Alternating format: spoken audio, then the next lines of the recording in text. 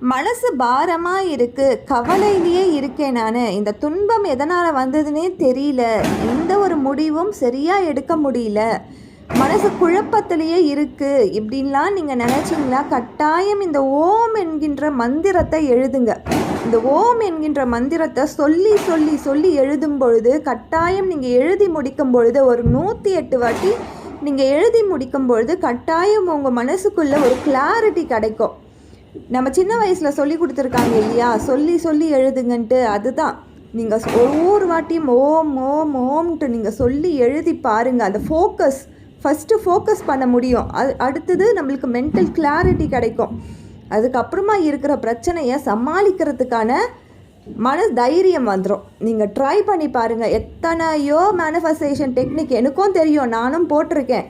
ஆனால் இந்த ஓம் கொடுக்குற தைரியத்தை வேறு யாருமே கொடுத்ததில்ல, வேறு எந்த டெக்னிக்குமே கொடுத்தது கிடையாது. ட்ரை பண்ணி பாருங்கள். Thank you so much.